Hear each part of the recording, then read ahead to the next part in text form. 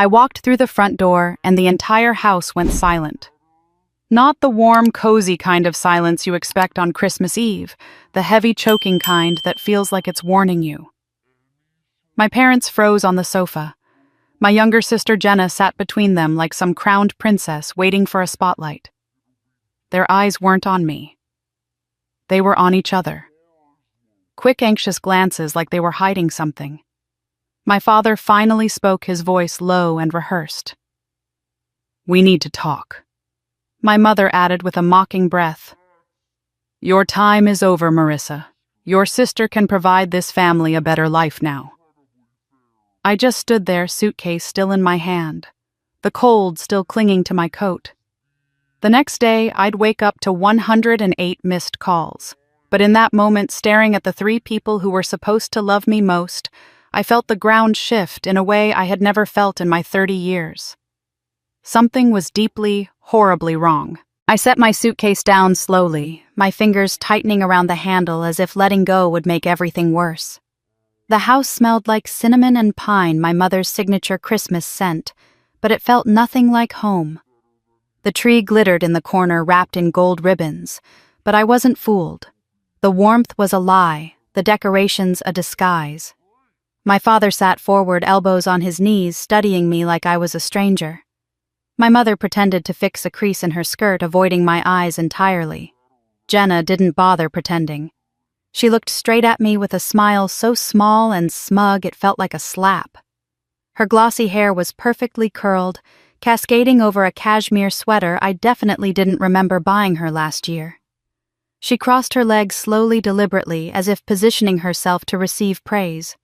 This wasn't normal. This wasn't family. This felt like an ambush. "What's going on?"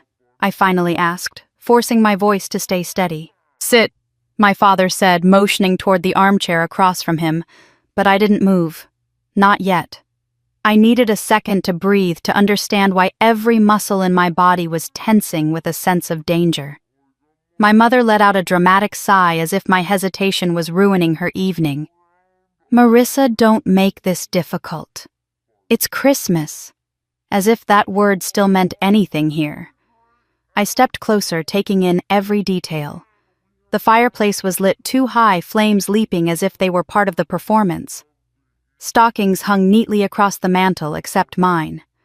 My stocking, the one I'd embroidered with my name when I was 10, wasn't there. At all. Instead, a new monogrammed stocking with Jenna's initials hung in the center like she was the star of the Hale family's grand production. "Where's my stocking?" I asked quietly. My mother blinked. "Oh, that old thing? It didn't match the new decor. We're trying something fresh this year." Fresh. As if erasing me from the wall was some kind of interior design choice. My father cleared his throat. "Marissa, this is serious. Things have changed, and we need to be honest about the direction of this family." Direction? He said it like he was running a corporation, not a house. I glanced at Jenna again. She didn't look nervous. She didn't look confused. She looked pleased, as if this entire moment existed for her benefit. "What direction?" I asked. Because the last time I checked we were celebrating Christmas, not holding a board meeting. Jenna gave a soft laugh under her breath. "Maybe if you visited more you'd know what's going on." The tone wasn't playful. It was a reprimand, a jab. She was enjoying this. My jaw tightened. I visited every Christmas, every Thanksgiving, every birthday.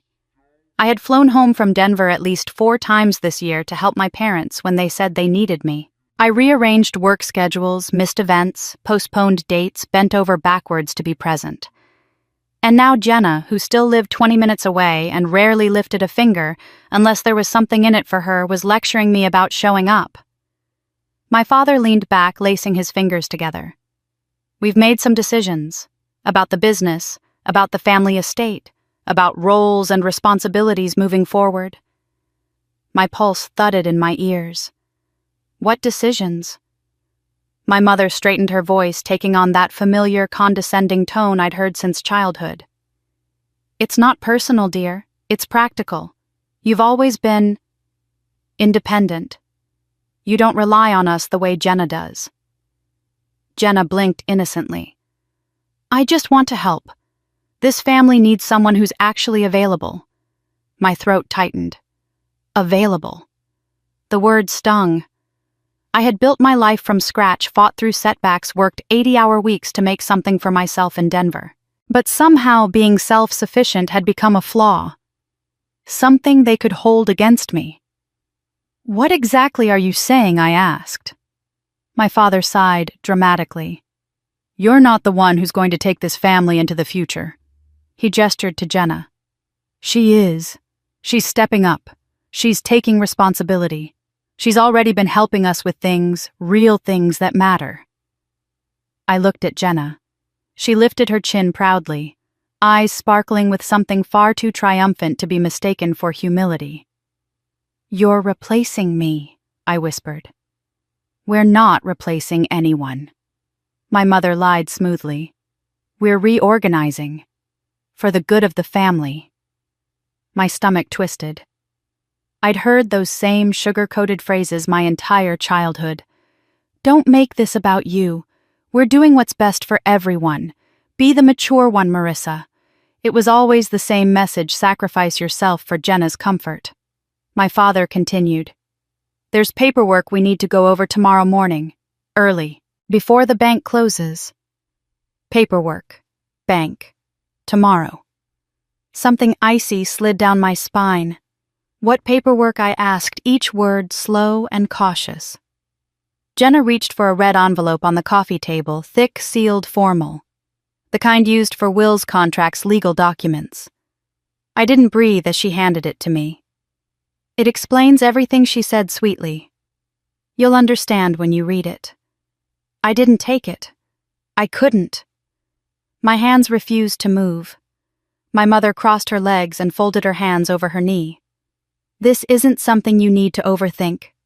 Just trust us. Tomorrow morning we'll all sit down and make it official. Christmas is about unity after all." Unity. My stocking gone. My seat replaced. My name disappearing from every corner of the house. What they were calling unity felt a lot like exile. I swallowed hard. "And if I don't agree?" My father's face hardened. "Don't make this harder than it needs to be." Jenna tilted her head. "Resistance won't change anything. It'll just complicate things."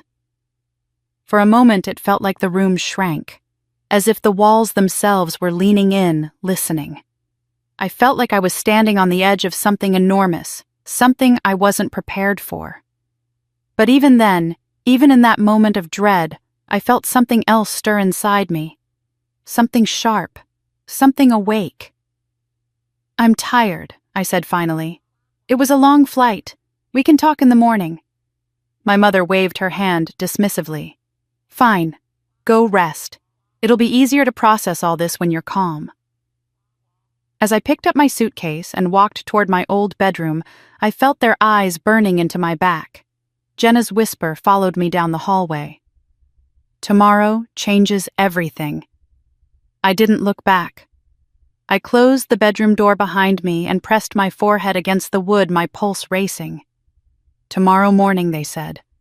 Tomorrow morning, they would try to take something from me. But they should have remembered one thing: I don't break as easily as they think. I barely slept. Every time I closed my eyes, I saw that red envelope on the coffee table, thick and heavy, like a threat wrapped in holiday paper. The whole house was quiet, but not peacefully, so it was the silence of people who didn't want to be overheard. Around 3 a.m, I finally gave up trying to rest. I sat on the edge of the unfamiliar bed, staring at the shadows stretching across the walls of the room I grew up in. Except, it didn't look like my room anymore. Half the furniture was new, white, glossy, feminine, nothing like the oak pieces I'd chosen in high school. The walls, once filled with my old artwork, and photos were bare except for one framed picture of Jenna and my parents at some local charity gala. I wasn't in it. I wasn't in the room at all, really. It felt like a staged guest space, like they were erasing me one wall at a time. When I finally stepped into the hallway, the floorboards groaned softly under my feet. I froze. Downstairs, faint voices floated upward. Whispered. Urgent. My name hissed through the air. I moved quietly, careful not to announce myself, every step slow and deliberate, until I reached the landing. The living room was faintly lit by the glow of the Christmas tree twinkling like it was mocking me. Beneath the lights, I caught the silhouettes of my parents and Jenna.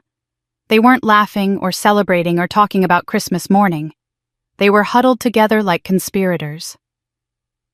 "I'm telling you, we can't delay this," my father whispered harshly. "If she tries to leave before signing?" "She won't," my mother whispered back. "She's always been so agreeable when she's tired. She'll go along with it. She knows what's expected." "She's not stupid, Mom," Jenna muttered. "She saw the envelope. What if she put the pieces together?" My mother exhaled sharply. "Jenna, don't start panicking now. Everything is prepared. The bank approved the paperwork. The notary did what we needed. She'll sign it in the morning. Sign what?" My fingers curled into fists. The air felt thick, like the house itself didn't want me hearing anymore. "We need Unity tomorrow," my father said. "We need her quiet, calm, compliant. If she pushes back at all, she won't." My mother insisted. "She's always been the strong one. Jenna's the delicate one. She'll do what's best for her sister." The words hit me like a familiar bruise. I stepped back silently, trembling with a mixture of fury and disbelief. The betrayal wasn't sudden. It had just finally matured. Back in my room, I shut the door slowly and leaned against it hard enough that my spine ached. My heart thudded violently. I felt 14 again, ignored, made responsible, always told to sacrifice for the good of the family, while Jenna was praised for breathing. I rubbed my hands over my face, forcing myself to stay grounded. My room was dimly lit by the single lamp on the dresser. That's when I noticed something I had completely missed earlier, a faint smear of red glitter on the edge of my pillowcase. Glitter. From the red envelope Jenna had been handling earlier. She'd been in my room before I got home. My pulse quickened. I scanned the room more carefully. My backpack sat on the chair, but it was unzipped several inches. I hadn't left it that way. I knelt down and checked the contents. Some of my documents had clearly been moved. Not stolen, just handled. Inspected. And then I saw a tiny torn corner of paper underneath the chair, almost invisible unless you were searching. I pulled it out and unfolded what little remained of it. Only a few words were visible, typed in bold. "Estate restructuring. Draft." My stomach twisted. My family didn't own some massive empire, but they did own a chain of hardware stores passed down from my grandparents. My father always said someday it would belong to me and Jenna equally, but I suddenly understood they weren't dividing anything equally. They were dividing me out. I was still staring at the scrap when the doorknob clicked. I jerked upright just as Jenna poked her head inside without knocking, her voice honeyed and fake. "Riss, you're awake?" I straightened my shoulders. "You were listening," she said lightly, like it was nothing. "It's rude to eavesdrop." "I wasn't," I replied. "I was getting water." Her smile didn't waver. "Well, you really shouldn't worry so much. Mom and Dad told you everything will make sense tomorrow." The way she said tomorrow made my skin crawl. What exactly is supposed to make sense? She shrugged, sauntering further into the room uninvited. "You're so dramatic. It's only paperwork. Adult stuff." Her gaze flicked to the backpack, to the chair, too quickly, too knowingly. I swallowed hard. "You've been in here." Jenna blinked innocently. "What? Why would I go through your things?" "You tell me," I said. She tilted her head, still smiling, but the smile didn't reach her eyes. "Marissa, you've always been the wanderer, the one who left, the one who built her own life somewhere else. Mom and Dad need stability. They're getting older." I stared at her. "And you think your stability?" Her smile widened. "I'm the one who stayed." There it was, the line she'd been practicing for years. She moved toward the door but paused. Look, don't make tomorrow harder than it needs to be. Everything is already set. Everyone knows. Everyone. It hit me then. The neighbors, the extended family, people in town. There must have been whispers, plans, discussions happening behind my back for months. She left the room, the door clicking softly behind her. But I couldn't breathe. I paced to the window, staring out at the snow-covered street. Christmas lights glimmered on the houses across from ours. One of the neighbors, Mrs. Alden, carried a tray of cookies toward our sidewalk. Out of habit, I stepped outside to greet her. She smiled warmly. "Oh, Marissa, you're home for Christmas. How lovely. Your parents must be thrilled." I forced a smile. Something like that. She lowered her voice. "And congratulations to Jenna. Such a big responsibility she's taking on. The whole neighborhood is buzzing about it." My heartbeat stumbled. Responsibility. What do you mean? Mrs. Alden blinked, realizing she'd revealed too much. "Oh, I might have misheard. Forget I said anything. Enjoy your evening, dear." She hurried off, leaving me standing in the freezing air. Back inside, I looked around with new eyes. My stocking was gone. My pictures were missing. My room had been changed. The red envelope had been in my room. My parents were whispering in the night. The neighbor already knew something I didn't. This wasn't about Christmas. This was about removing me. I walked slowly through the house again, noticing details I had overlooked earlier. The mantel had been rearranged. Jenna's monogrammed stocking was centered. The gifts under the tree were nearly all addressed to her. A small box with Marissa written on it was pushed behind the stand like an afterthought. Then I saw it. A gold gift tag sticking out from Jenna's pile, the writing elegant and bold. "Congratulations on your new role." My throat tightened. Everything inside me stilled. I finally understood tomorrow morning they weren't just giving her something, they were taking something from me. As I headed back to my room, I heard footsteps outside the door. My parents' voices low and hurried. "First thing tomorrow," my father whispered, "before she can leave the house." "She needs to sign it quietly," my mother added. "It's already notarized anyway." Notarized. Signed. "Before I can leave." My breath caught. I stepped away from the door, my heart pounding so loudly it drowned out everything else. They were going to corner me, pressure me, force me. But as fear surged, something else rose to meet it, something harder, colder, sharper. If they thought I was just going to let them take everything, they were about to learn they never knew me at all. I woke to the sound of footsteps in the hall, soft, deliberate, too careful to be casual. The kind of footsteps people take when they're approaching something they want to control. Pale morning light leaked through the blinds, the sky outside still gray-blue with early winter. My heart thudded in anticipation. This was it. Christmas morning, the moment they'd been plotting. The moment they expected me to sit quietly and let them dismantle my life.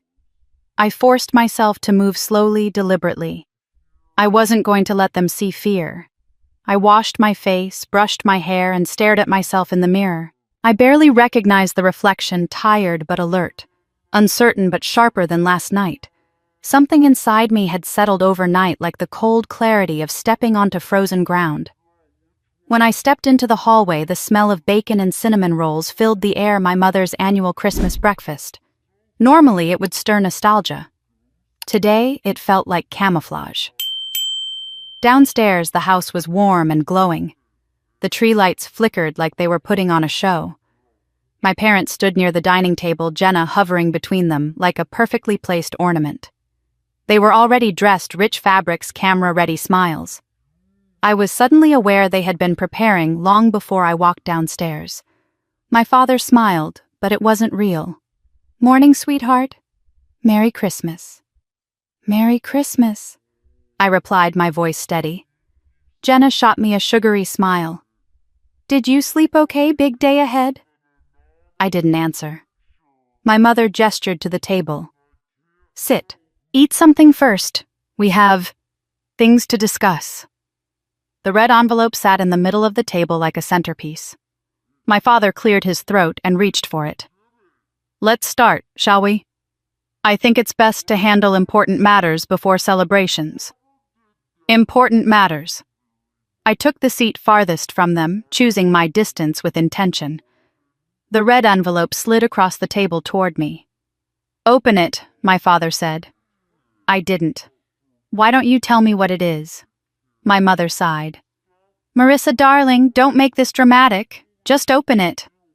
Jenna leaned in, her excitement barely concealed. "It's not as bad as you think." My eyebrows lifted. "So it is bad." Jenna's smirk twitched. My father's jaw tightened. "It is the future of this family. Something we all need to agree on."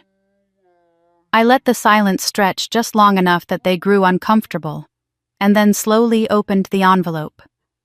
Inside were several documents clipped neatly. Legal formatting, signatures, notary stamps. My name appeared on nearly every page. My father began explaining, his voice calm and rehearsed. "Your mother and I have decided it's time to transition leadership of Hale Home and Hardware. Jenna has been working closely with us for months now, and she's ready to assume a larger role. Assume a role." The words were crafted carefully, like this was an opportunity for Jenna, not a removal of me. I turned a page, my fingers trembling slightly only from anger. The next paragraph hit me like a blow. I was to voluntarily resign any future claim to the business, to the estate, to the family financial structure. Voluntarily, I asked. My mother folded her hands, giving me her signature pitying look. "You've built your own life in Denver. You have your own career, your own independence. This business belongs to someone who is here, someone committed, someone you can control," I murmured. Jenna bristled. "I'm not controlling anything. I'm taking responsibility. Something you never wanted." I laughed quietly, bitterly. "I didn't want responsibility, Jenna. You haven't had a job longer than 6 months." My mother gasped. "Marissa, today is not the day to be unkind." "Funny," I said softly. "That's the same thing you said when Jenna crashed my first car and told everyone it was my fault." Jenna rolled her eyes. "God, you're so dramatic sometimes." My father's voice hardened. "Enough. This isn't about the past. This is about moving forward. For the good of the family. And if I don't sign," I asked. My mother gave a sympathetic smile that was anything but. "Let's not be childish. You will." My chest tightened as I read further. There it was, buried near the middle, a clause stating, "I would have no decision-making power, no right to contest future transfers, no access to the business accounts." In exchange, they offered me a token gift, a small sum of money that barely covered a few months of rent in Denver. Insulting. Then something strange caught my eye, a date. The notary stamp was from 2 days ago. They'd notarized documents requiring my signature before I was even home, meaning one thing. They had forged my signature somewhere. My breath hitched, but I kept my face calm. Jenna interpreted my silence as capitulation. "I know this seems sudden, but it's really not a big deal. You don't even like the business stuff. And honestly, Riss, we just need someone who's invested, someone who cares." I looked up sharply. "Someone who cares." "Are you kidding me? I flew here every time you all needed something. I paid bills you didn't tell me about. I helped when Dad was in the hospital. I flew home for every emergency." Jenna blinked innocently. "And now you can finally rest." My father slid a pen toward me. "Just sign. We've arranged everything." I stared at it. For a moment, the room felt unreal, warm, light cinnamon rolls on the counter, snow falling softly outside. A perfect Christmas morning on the surface, underneath a knife to my throat. I heard my mother's voice in my head from the night before. "She's always been the strong one. Jenna's the delicate one. She'll do what's best for her sister." I set the pen back down. "No." The air snapped like a rubber band. My father blinked. Jenna's smile evaporated. "What did you say my mother demanded?" I said no. I repeated calmly. "I'm not signing anything." My father's voice grew cold. Marissa, don't make this difficult. It's already decided. By who, I asked. Because it sure as hell wasn't me. Jenna's composure cracked. You have no idea how much work I've put into this. Mom and Dad trust me. I deserve this. You deserve something, I murmured. But it's not this. My father slammed his hand on the table. We are your parents. You will respect our decision. I met his eyes. And I am your daughter, not a pawn. The tension was thick enough to choke on. My mother crossed her arms. Where will you go if you don't sign? You'll isolate yourself. Again. I inhaled slowly. Maybe. But I'd rather stand alone than be pushed aside in my own family.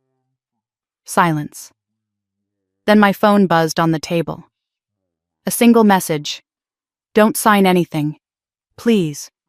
Call me. It was Jason, the quiet neighbor who used to help my dad at the store. I hadn't spoken to him in years, but the urgency in the message was unmistakable. Jenna snatched a breath. Who's that? No one you need to worry about. My father pointed to the papers again. You have one chance to cooperate. Or what I asked. You'll disown me. Stop speaking to me. Pretend I never existed. My mother stiffened. Don't be cruel. I stood up slowly. Cruel. You removed my stocking. You took down my photos. You replaced my room. You plotted behind my back with people outside this house. My father opened his mouth to object, but I continued. And you asked a notary to validate signatures before I even arrived. You were never waiting for my agreement. You were waiting for my weakness. Jenna's face flushed. You're overreacting. You always do. No, I said quietly. For the first time, I'm reacting exactly right. I grabbed the red envelope and walked toward the stairs. My father barked, Where are you going to breathe? Don't walk away from us, my mother said sharply. I turned on the staircase, looking down at the three of them, the family who claimed to value unity while conspiring behind my back. You already walked away. I'm just catching up. I went upstairs before they could say more. My hands shook as I reached my room, but not from fear, from clarity. Jason's message appeared again on my screen, the words like a rope thrown toward someone sinking. I sat on the edge of the bed, opened his text, and typed, I'm listening. Whatever they planned for me, whatever they thought I would accept, they were wrong. The future they imagined wasn't mine, and I wasn't going to let them write me out of it. I dialed Jason's number with trembling fingers still sitting on the edge of my childhood bed. The red envelope lay beside me like a loaded weapon. My heart thudded in my throat as the call rang once, twice. He answered immediately. Marissa. His voice was low, tense, like he'd been waiting by the phone. Are you alone? Yes, I whispered. What's going on? What did you mean by don't sign anything? A long breath crackled through the receiver. I can't say much on the phone. But you need to know your family is hiding things. Big things. My pulse quickened. What are you talking about? Not over the phone, he repeated, voice firm. Meet me at the Ridgeview coffee shop in 30 minutes. The side booth. Don't tell anyone you're leaving. Jason. Please just tell me Marissa. His voice sharpened with urgency. Trust me, if you sign those papers, you lose everything. The call ended. I stared at the phone screen, breath shaking. Jason wasn't dramatic. He wasn't the type to involve himself in anything messy. If he was warning me, it meant whatever my family was hiding was worse than I imagined. I grabbed my coat quietly, slipped the envelope into my bag, and crept down the stairs. The house was silent again, an ominous, watchful silence. I heard the clatter of dishes in the kitchen. They thought I was upstairs reflecting, breaking, preparing to surrender. I slipped out the back door unnoticed. The winter air slapped my face with a blast of icy sharpness. Snow crunched under my boots as I made my way to my car. Every step felt heavier, like gravity itself was trying to hold me back. But whoever my family thought I was, the obedient daughter, the reliable caretaker, they didn't know me anymore. Not after this. I drove through quiet streets, still asleep under Christmas morning frost. The coffee shop sign glowed dimly in the hazy dawn. It was almost empty, just a few early risers, and Jason hunched in the corner booth, a hood pulled over his baseball cap. He looked up when he saw me, eyes shadowed by something dark. Fear, maybe. Or regret. "Sit," he said. I slid into the booth opposite him. "Tell me everything." He rubbed a hand over his jaw. "Okay. First, your dad isn't being honest about the business." My stomach tightened. "What do you mean, I mean?" he said quietly, leaning closer. "They've been moving money. A lot of money. And not into the company. Not into legitimate accounts." What I breathed. "Why would they?" "Because the business is failing," he said. "Hale Home and Hardware is drowning. Your dad's made bad deals, bad loans, wrong partnerships. And instead of fixing them, he's hiding them." My chest hollowed out. "That can't be right. Dad never told me." "Of course he didn't tell you. Telling you would mean admitting he needs you. And that doesn't fit the narrative they've created." My throat tightened. Narrative. That Jenna's the savior, Jason said. The chosen one. The future of the family. I flinched. "I've been doing inventory for the business for months," he said. Things weren't adding up. Missing shipments. Payments going to shell companies. Contractors not getting paid. Your dad blamed system errors. But it wasn't errors. He was diverting funds. I stared at him, struggling to breathe. Diverting them where Jason reached into his jacket and pulled out a folded paper, the piece of evidence he hinted at. He slid it across the table. "This," he said, "is one of the transfers. $15,000 sent to an LLC under Jenna's name, 2 months ago." Cold spread through my veins. Why would he send business funds to Jenna? Because Jason said carefully, "They've been preparing for months to take the business out from under you, and they're funding her to do it." A tremor shot through my hands. "And that restructuring document?" "It's not a restructuring," he said. "It's a transfer. A full transfer of ownership. They want you to sign away your rights because if it goes bankrupt after they take it, you won't be able to fight back." I felt sick. Jason continued. "There's more. Someone forged your signature on vendor approvals, on bank forms, on supply purchases." He pointed at the paper in my hands. "That's why I texted you. Once you sign their documents tomorrow, everything becomes legal. You'll have no claim, no voice, no protection." I swallowed hard. I can't believe they'd go this far. Jason exhaled. "Your dad is desperate. And Jenna, she's hungry. She wants to be the center of everything. And your mom shall justify anything if it keeps peace in her version of the family." I slumped back in the booth, the weight of his words sinking deep. My family wasn't just trying to exclude me, they were trying to erase me. Jason hesitated, then leaned in further. "There's something else." My heart stuttered. "What now?" He lowered his voice. "Your mother has been telling people you're unstable." The air left my lungs. "What? Not you, no, not outright. But hinting. Suggesting Denver's been rough on you. Saying you've been emotionally distant and overwhelmed with stress. Stuff that makes people think you're not in the right state of mind to make decisions." My chest tightened. Why would she do that? Why would she tell people that? "Because if you refuse to sign anything, they want an argument to invalidate you," Jason said. "Legally or socially."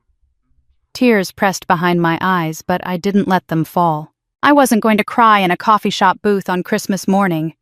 "They really want me out," I whispered. "They do," Jason said softly. "And if you hadn't refused yesterday, if you hadn't questioned them, they would have taken everything and left you with nothing." Silence stretched between us like a chasm. Finally, I found my voice. What do I do now? Jason looked at me with a mix of sympathy and determination I hadn't seen in years. You fight, he said, starting today. How? My voice cracked. It's 3 of them and just 1 of me. No, he said firmly. Not just you. He reached into his jacket again and pulled out a small flash drive. There's a man who can help you, he said. He knows the business world better than your father. He's seen corruption before. He's been tracking irregularities with the Hales for months. Who? I whispered. Jason hesitated, then spoke the name as if it carried weight. Owen Whitlock. I blinked. Owen Whitlock. As in yes, Jason said. That Owen Whitlock. The most respected, most formidable businessman in the region. A man with billions in holdings. A man my father despised for reasons no one fully understood. A man who apparently knew something about my family. He told me Jason said quietly that if you ever felt cornered, he'd help you. He gave me this for you. He said you'd know when the time was right to use it. I stared at the flash drive, small and unassuming, yet powerful enough to burn my entire world down. Jason pushed it toward me. I know you feel alone, he said. But you're not. Not anymore. Outside, snow drifted softly against the windows, covering the town in a white, deceptive peace. But inside me, something was beginning to stir. Not fear, not confusion. Something sharper, something colder, something awake. I placed my hand over the flash drive. Jason, I whispered, tell me how to reach Owen Whitlock. His relief was palpable. I'll text you his office line, but be ready. He doesn't sugarcoat. I nodded slowly. Good. I'd had enough sugarcoating to last a lifetime. When I stepped out into the cold again, the sky had brightened just slightly, a hint of sunlight pushing through the clouds. I pulled my coat tighter around me and breathed in the freezing morning air. My family thought this Christmas would be the end of me. But they were wrong. It was the beginning. The number Jason sent me looked too clean, too polished to be real, just 10 digits on my screen, no name attached. But something in my chest told me to trust it. I stood in the corner of the coffee shop parking lot, breath fogging in the icy air, thumb hovering above the call button. If I pressed it, everything would change. If I didn't, everything would still change, just not in my favor. So I hit call. The line rang twice before a woman answered, crisp and professional. Whitlock Industries Executive Office. My voice shook despite my best efforts. Hi, this is Marissa Hale. I need to speak with Mr. Whitlock. A pause. Not long, but long enough for my heart to jump. Please hold. The line clicked, then silence. I could hear my own breathing, too loud, too uneven. I tried to steady myself, but before I could, a deep, steady voice came through. Ms. Hale. It wasn't a question. It was a recognition. I swallowed hard. Mr. Whitlock, I'm sorry for calling on Christmas. I've been expecting your call, he said. My pulse stuttered. Expecting, yes. Jason warned me last night you were in trouble. His tone stayed calm, sharp, analytical. So tell me, Marissa, what did your father do this time? I froze. Not if he did something. What he did this time. I stood straighter. He tried to force me to sign away my rights to the family business and the estate. There's a restructuring document. Actually, it's more like a transfer. Of course it is, Owen said. Keep going. Words spilled out of me like water breaking through a dam. Everything from the forged notary date to the late-night whispering, the red envelope, the neighbor's comment, Jason's warning about missing funds, and Jenna's mysterious LLC. Owen didn't interrupt, didn't gasp, didn't question. When I finally finished breathless and shaking, he spoke with chilling clarity. They're preparing to liquidate. Liquidate. A word that stabbed straight into my gut. What does that mean? I whispered. It means, he replied, your father intends to sell everything he can before bankruptcy exposes him. My knees weakened. I leaned against my car. Owen, I didn't know the business was failing. He didn't want you to know, Owen said. You're not designed to be a scapegoat. But Jenna is. She'll sign anything he puts in front of her. I think they forged my signature already, I said softly. I know they did. My heart froze. How? Because he said I've been watching them. I blinked at the snow-covered asphalt. Watching them. Why? Because Richard has been lying to investors, Owen said. He tried to push a false valuation past my office 2 months ago, and I don't take kindly to attempts at manipulation. I swallowed. So why help me? Because you're not your father, Owen replied simply. You never have been. A long pause stretched between us. For a moment I wondered how much he actually knew about me, about my family, about my life in Denver. What do I do now? I finally asked. They're going to ambush me when I get back. You meet me, Owen said. Now. My pulse jumped. Meet you where I'm sending you an address. It's one of my workshops on the north edge of town. A private one. No staff, no cameras. Workshops, not offices. What kind of billionaire preferred workshops? A message pinged on my phone. Coordinates. A time. Come alone, he said. Bring every document you have. I don't have much, I admitted. You have enough, he said. And whatever's missing, I can find. And then the line clicked. The sudden silence felt like a cold gust of wind slamming into my chest. But beneath the fear was something else, purpose. Owen wasn't surprised by any of this. He wasn't hesitant. He wasn't skeptical. He believed me immediately. And he was prepared. I slid into my car and turned the heat on full blast, gripping the steering wheel until my knuckles whitened.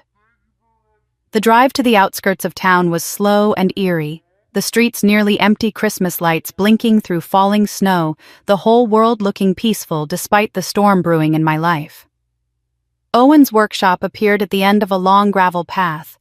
Warm light glowed through wide industrial windows. Sawdust-scented air poured out when I opened the door. Inside stood Owen Whitlock. He wasn't anything like I expected. No tailored suit. No billionaire theatrics. No polished arrogance. He wore worn jeans, a dark Henley shirt, and work boots dusted with sawdust. A half-sanded wooden table sat behind him. His hands were rough, like he actually worked with them. He looked up, eyes sharp and assessing. Gray streaked his dark hair, and there was a quiet strength in the way he carried himself. Ms. Hale, he said, come in. I stepped forward hesitantly. Thank you for meeting me. He waved off the gratitude. Sit. I took a seat on a wooden stool near the workbench. Owen stood opposite me, studying my face like he was reading something written between my expressions. You look like you haven't slept, he said. I haven't, I admitted. Good, he said.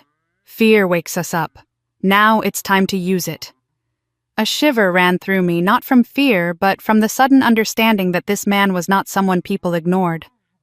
Tell me everything from the beginning, he said. I repeated every detail carefully, step by step. The illegitimate notarized documents, the missing stocking, the new room, the whispered conversations, the transfer paperwork, the neighbor's comment, Jason's evidence, the LLC, the feeling of being erased. Owen listened without blinking. When I finished, he picked up a manila file from the workbench and slid it in front of me. What's this? I asked. Confirmation, he said.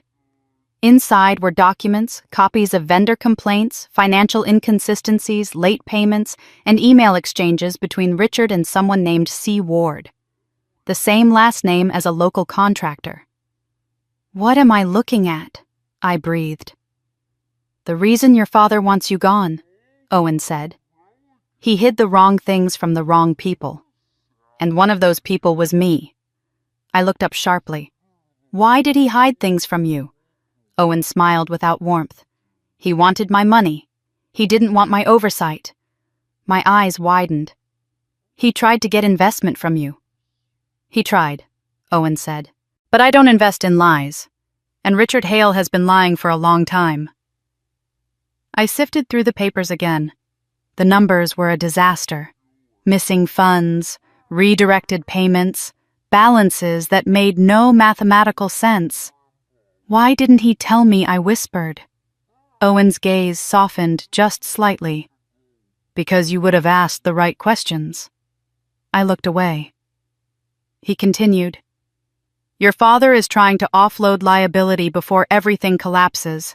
Giving the business to Jenna puts all responsibility on her.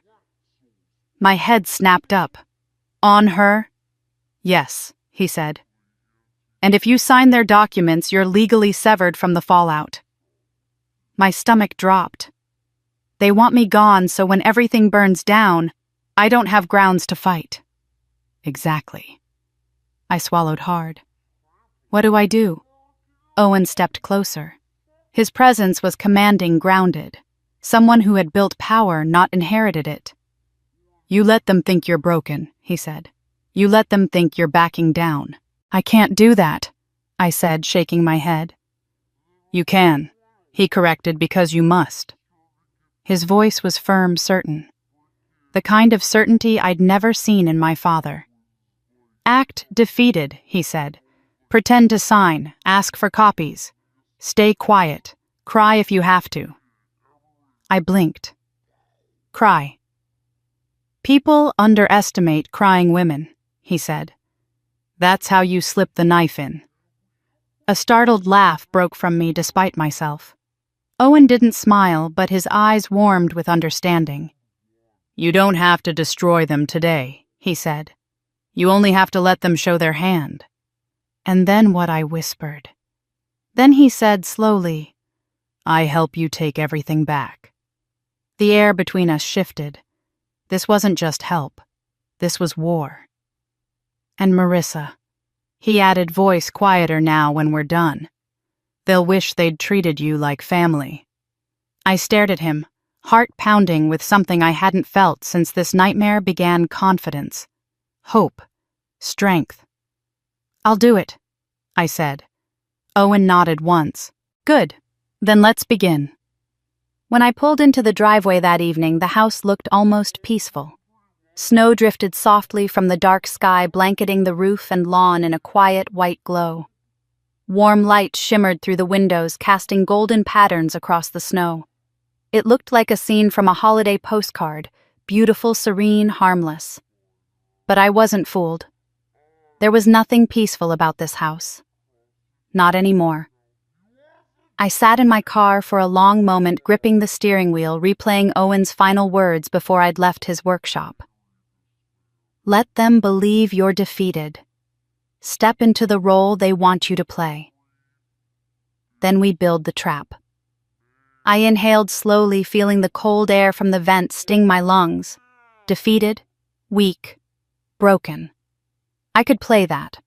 I'd played it my whole life for them, just not intentionally. This time I'd use their expectations against them. I stepped out of the car, my boots crunching on the icy driveway.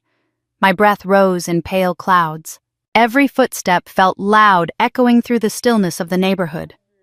Before I reached the door, it swung open. My mother stood there with a tight, polished smile plastered across her face. There you are, she said. We were wondering when you'd come back. Wondering or monitoring. I forced myself to shrink slightly, letting my shoulders slump. I just needed air, I murmured. Her smile softened, condescending, relieved. She took the bait immediately. Of course you did, dear. This morning was overwhelming. We understand. No, they didn't understand anything. But they thought they did. That was good. I stepped inside, letting the warmth hit me. My father sat on the sofa, arms crossed, staring at me like I might bolt.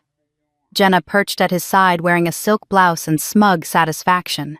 A small stack of Christmas gifts sat neatly arranged near her feet, all wrapped in gold paper. Not one was mine. "Sit, Marissa," my father said. I lowered myself into the armchair, deliberately avoiding eye contact. My fingers trembled slightly, just enough to look vulnerable, not enough to betray the anger simmering under my skin. Jenna leaned forward. "We need to finish what we started." I nodded slowly, eyes down. "I know." They relaxed, all three of them. I watched their guard melt away like snow under sunlight. My mother clapped her hands lightly. "Good. It's better this way. We just need your signature, darling." My father produced a neatly organized stack of documents from a folder on the coffee table. The same documents from the red envelope, only now placed deliberately in front of me like a script. He slid them closer. "This is for you. Read through it carefully. I didn't touch it. I'm not sure I understand everything," I murmured.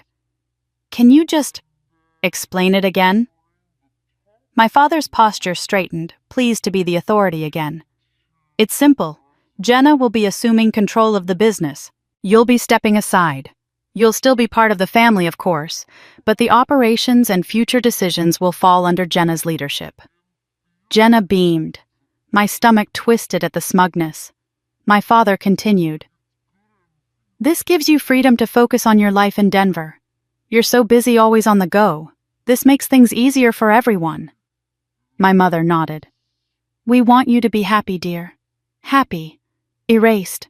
Same thing to them." I nodded slowly, letting my voice wobble.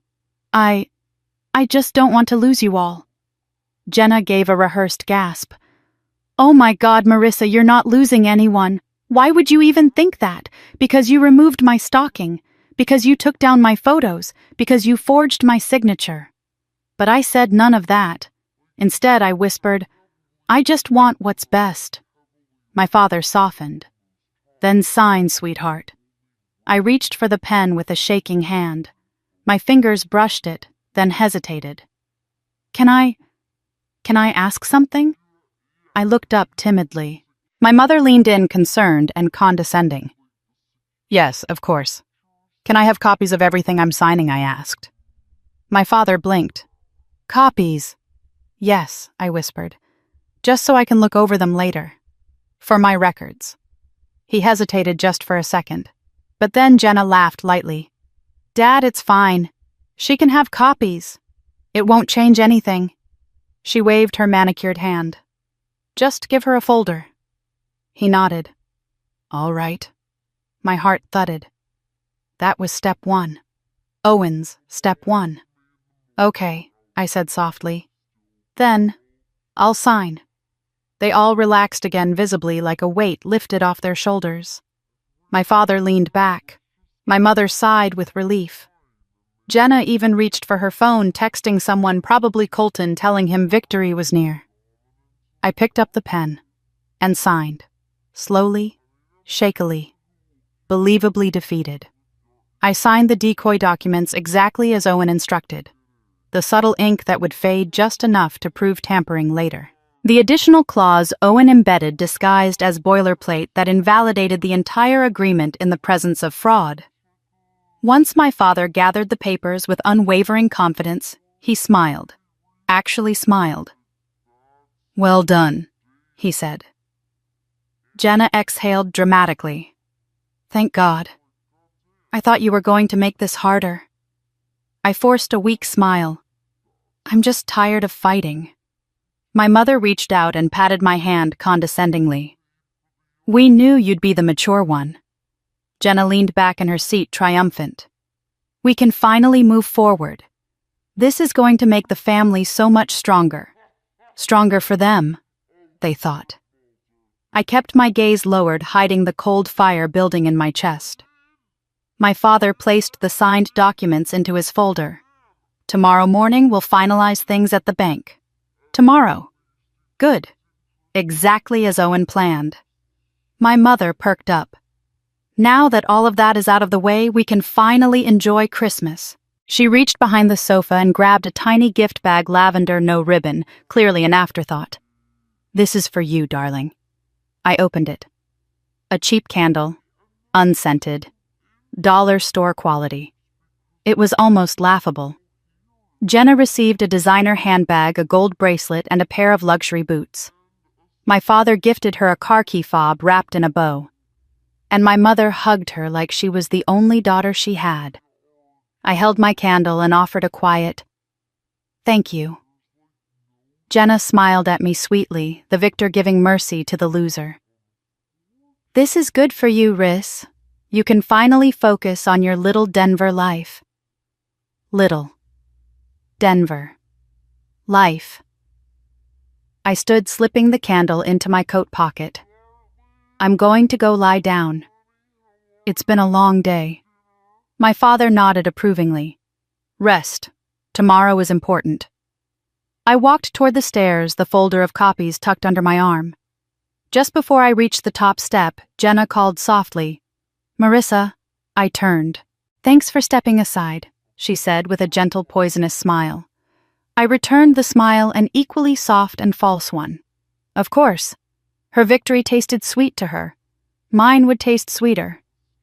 In my room, I locked the door and collapsed onto the bed, heart pounding with the adrenaline of deception. I pulled out my phone and typed a message. "Copies secured. Signed as planned. They think I'm broken." Owen responded instantly. "Good. Get sleep if you can. Phase 2 starts at dawn." I placed the phone on the nightstand and stared at the ceiling, the faint glow of Christmas lights creeping under the door. For the first time since stepping foot into this house, I smiled, not weakly, not painfully, but with certainty. Tomorrow everything would begin to unravel, and they would never see it coming. The sun had barely risen when my phone vibrated on the nightstand. The room was still dark, lit only by the faint glow of the Christmas tree lights seeping under the door. My eyes felt gritty from lack of sleep, but adrenaline carried me as soon as I saw the message. "Downstairs in 10. Don't let them stall you. Owen." I sat up, heartbeat steady and cold. Today was the day everything shifted. I grabbed the folder of copies I'd secured last night and slipped them into my bag. My hands were shaking, but not from fear. From readiness. From finally having something sharper than hope strategy. The house was unusually quiet for Christmas morning. No Christmas music, no smell of cinnamon rolls, no laughter, just silence thick enough to cut. When I stepped into the kitchen, Jenna was already there holding a steaming mug of coffee like she was starring in her own holiday commercial. She looked up at me, smiling far too sweetly. "Morning, Riss. Did you sleep okay?" "Fine," I said. Her brows lifted. "Really? You look tired." "So do venomous snakes," I thought. Before I could respond, my father walked in holding a stack of files, and he looked nervous. That alone sent a ripple of satisfaction through me. "Bank's expecting us at 9, he said, glancing at me. "Let's not make this more complicated than it needs to be." I forced myself to nod quietly. "I'm ready." He relaxed visibly. He thought he'd won. They all did. Only my mother looked slightly uneasy, like some small part of her sensed I shouldn't be this calm. She touched my arm awkwardly. "Marissa, dear, thank you for being reasonable. Families work best when we stick together." I stepped back. "Is that what we're doing?" She frowned slightly but didn't answer. We drove in silence. Snow fell gently, covering the streets in a white hush. My father drove like a man on a mission. Jenna sat in the front seat, adjusting her makeup in the visor mirror, even though she was already perfectly polished. My mother kept glancing at me in the rearview mirror as if trying to gauge whether I would break again. I gave them nothing. No fear, no anger, just quiet. When we reached the bank, I stepped out and pulled my coat tighter around me. The crisp winter air bit my cheeks as we walked toward the glass doors. Everything inside me felt sharp, focused. Owen's voice echoed in my mind. "Let them think you're small. People lower their guard around someone they believe can't fight." The moment we stepped inside, a bank representative, a stiff man in a gray suit, approached us with a polite but strained smile. "Mr. Hale," he said. "This way." His eyes flicked to me briefly, then away like he already knew more than he was allowed to reveal. We followed him into a small conference room. My father set his folder down and exhaled dramatically like this was the final stretch of a long burden. "Let's get this done," he said, rolling up his sleeves. Jenna smiled like she was posing for a magazine cover. "This is going to be such a relief for all of us." I said nothing. The bank representative cleared his throat. "Before we begin, there's been an update this morning." My father stiffened. "Update?" "Yes," the representative said carefully. "Some irregular activity was flagged overnight, and for legal reasons we must freeze all accounts associated with Hale Home and Hardware until the investigation is complete." Jenna's voice pitched upward. "Freeze? What do you mean, freeze?" "Just a temporary procedure," the man said, but his tone was clearly uneasy. "We've discovered transfers that need verification." My father went pale. "What transfers?" The representative opened his laptop. "Several payments to a private LLC under the name Jenna Hale." The color drained from Jenna's face. What? That must be a mistake. Dad." And the man continued a set of notarized documents with inconsistent signatures. Some appear to be copies rather than originals. I swallowed a smirk. My father's jaw clenched. "This is ridiculous. Those documents were notarized legally." The representative looked uncomfortable. "Yes, but we've been contacted by an external party requesting a fraud review." My heartbeat spiked. "Owen, right on cue. An external party," my father demanded. "Who the hell, Mr. Owen Whitlock?" The room froze. Jenna blinked rapidly. "Whitlock? Why would he?" My father slammed his fist on the table. "This is a personal attack. He has no right to interfere." "That's not accurate," the representative said.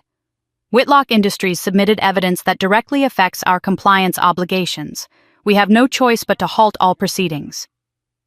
I watched my father's confidence fracture, then crumble. He turned to me sharply. "What did you do?" I met his eyes, calm and steady. "Nothing you didn't do first." My mother whispered, "Marissa, what is happening?" Before I could answer, there was a knock, a firm, commanding knock. The door opened and Owen stepped inside. He wasn't dressed like a businessman today. More like a man who had no need to prove anything. Dark coat boots dusted with snow, expression carved from stone. My father shot to his feet. "You have no right to be here." Owen simply looked at him unfazed. "Actually, I do. When your fraudulent documents cross state lines, it becomes my business." Jenna flinched. My mother's hand flew to her mouth. Owen stepped beside me, a quiet but unmistakable message of alliance. The bank representative nearly bowed. "Mr. Whitlock, we were just reviewing." "No need," Owen said. "We're moving on to the next phase." My father barked. "This is a family matter." "No," Owen replied calmly. "It's a criminal one." He placed a folder on the table and slid it toward the representative. Full audit trail. Bank statements. Vendor complaints. Forged signatures. All tied to the Hale accounts. And the notarized documents your family attempted to push through yesterday. His eyes flicked to me, including the ones meant to strip your daughter of her rights. My parents froze. Jenna's lips trembled. The representative opened the folder, his eyes widening with every page. Owen continued. "This meeting is over. No transfers, no restructuring, no signing away anyone's inheritance." Then he looked at my father. When he spoke, his voice carried the kind of quiet menace that didn't need to be raised to be heard. "You thought you could erase your daughter from her own legacy. You forged documents. You manipulated finances. You involved third parties. And you did it all under the assumption she was isolated." My father swallowed hard. Owen stepped closer to him. But she wasn't alone. Not anymore. Jenna burst into tears. "Dad, what do we do?" My father didn't answer. He was staring at Owen like a man realizing the fire he'd started was now burning his entire house down. I rose slowly from my chair. "I gave you every chance to treat me fairly," I said quietly. Every chance to talk to me, to include me, to trust me. My voice didn't shake, not anymore. But you wanted me gone so you could hide your mistakes, and you thought I'd let you. My mother reached out weakly. Marissa, please, we can fix this. But I stepped back. No, I said. You already chose your side. Then I walked toward the door. Owen followed, pausing only to say one last thing to the room behind us. An injunction is already in motion. The audit begins in an hour. I'd suggest you hire counsel. The silence that followed us out was the loudest sound I'd ever heard. Outside, the cold air hit my face like a cleansing slap. My lungs filled with something I hadn't felt in days, oxygen clarity control. Owen opened the passenger door of his truck for me. Ready. I looked back at the bank, at the place where my family's lies finally cracked open. Yes, I said. Let's finish what they started. Snow fell softly around us as we drove away. Christmas had never felt colder, or more freeing. I woke up the next morning before the sun had even reached over the ridge of Black Feather Mountain. My alarm hadn't gone off yet, but my body jolted awake like it had been waiting for the moment. My heart was still thudding with the echo of yesterday, my father's panic, Jenna's tears, my mother's stunned silence, and Owen stepping into that meeting like the storm they never saw coming. For a few seconds, I just stared at the ceiling of the small guest room I'd been staying in. The winter light filtered in pale and blue, brushing across the quilt my grandmother had sewn decades ago. I pressed the heels of my palms against my eyes, trying to chase away the exhaustion that had woven itself deep into my bones. But rest wasn't an option. Not today. Not with everything Joel Hale had set in motion finally tearing down around him. Today, the audit began. I pushed myself out of bed, pulled on a thick sweater, and stepped into the hallway. The house was quiet, except for the soft hum of the heater. Somewhere downstairs, I heard the faint glug of a coffee machine finishing its brew. Owen was already awake. I paused at the top of the stairs, grounding myself before going down. I wasn't prepared for gratitude, his or mine. And yet the more this unfolded, the clearer it became that none of this would be happening without him. When I reached the kitchen, he was leaning against the counter with a mug in hand, staring out the window at the snow-covered pines. He didn't look like the ruthless executive who'd shut down my father yesterday. He looked like Owen. Quiet, focused, steady. He turned when he heard me. Morning. Morning, I said, reaching for a mug. My hands were steadier today. You slept a little, he answered. I shook my head. Not really. He took a slow sip. That's normal. It's a lot. I nodded, leaning against the counter across from him. Are you heading over to the office today? Yeah, he said. The auditors are arriving at 9. I want to walk them through the packet we sent and make sure they don't get stonewalled by your father. He'll try. He will fail, Owen said calmly. I didn't doubt him. I wrapped my hands around my mug, letting the heat seep into my fingers. What about the police timeline? The investigation will open officially once the auditors file their preliminary report, he said. But with what we found? With the forged documents, the fake transfers, the shell accounts? He raised an eyebrow. It won't take long. A shiver rolled through me, and it wasn't from the cold. My father isn't going to take this quietly. No, Owen agreed softly. But that's not your burden anymore. I stared down at the swirling steam rising from my coffee. He was right. But letting go of that burden, untangling myself from 30 years of habit, was harder than facing my father in that bank. Owen must have sensed the shift in my expression because he set his mug down and moved closer. Not touching, just close enough to steady the room around me. You don't have to confront him again, he said. Not today. Not until you're ready. I know. I exhaled. But I also know he's not done. He's going to come after me, not legally, but emotionally. He'll reach out. He'll twist everything. He'll try to make me doubt myself. And what will you do when he does? I swallowed. Not answer. Owen allowed the faintest hint of a smile. Good. We finished our coffee quietly, the weight of what was ahead pressing in but not crushing me the way it used to. When the clock hit 8, he grabbed his coat. Before he left, he paused in the doorway. Marissa. You did everything right yesterday. I blinked, surprised by the sting in my chest. Thank you. Then he was gone, his footsteps crunching through the snow outside until the house fell silent again. I paced for a long moment before forcing myself into motion. If today was the beginning of the collapse, I needed to be centered, grounded, ready. I showered, dressed, tried to eat something, failed. It was almost 10 when my phone buzzed once, then again. The notifications stacked like falling dominoes. Dad, Mom, Jenna, Dad, unknown number, Dad, Mom. My chest tightened, but I forced myself not to open any of the messages. Not yet. Instead, I grabbed my coat and stepped out onto the porch.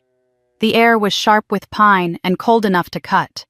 I breathed deeply and let it burn through my lungs. Then the door slammed open behind me. Marissa. I turned and froze. It was my mother. Her hair was half done. Her makeup smudged from tears, and she wasn't wearing a coat, even though snow drifted lazily from the sky. She looked frantic, disoriented, like she had run straight from the car. What are you doing here? I asked, voice low. She stepped toward me, gripping the porch railing for balance. I need to talk to you. Her voice cracked. Sweetheart, please. That word used to undo me. Today it barely registered. What do you want? I asked. She pressed a trembling hand to her chest. Your father... The auditors froze everything. They're saying he could lose the business. The house. He's panicking and he needs you to clear this up. A hollow laugh escaped me. Clear it up, Mom. He forged my signature. Signed away assets. Lied on financial forms. You expect me to fix that? Her eyes filled with tears. He thought he was doing the right thing. He thought you didn't want to help the family anymore. No. My voice sharpened. He thought I was easy to silence. He thought I was weak enough to let him. She flinched like I'd slapped her. Marissa, honey, please. This will ruin us. It will ruin him, I corrected. Not me. She wiped her face with the back of her hand. I know he made mistakes, but he was scared. Scared of losing the only thing he ever built. Scared of you leaving. He pushed me out, I said. Not the other way around. She shook her head helplessly. He's not thinking clearly. And Jenna? Poor Jenna, she's falling apart. Jenna helped him do this. She didn't understand, my mother whispered. That's the problem, I snapped. She never has. My mother stepped forward, tears streaming now. If you don't help him, they will take everything. Everything he spent his entire life building. I stared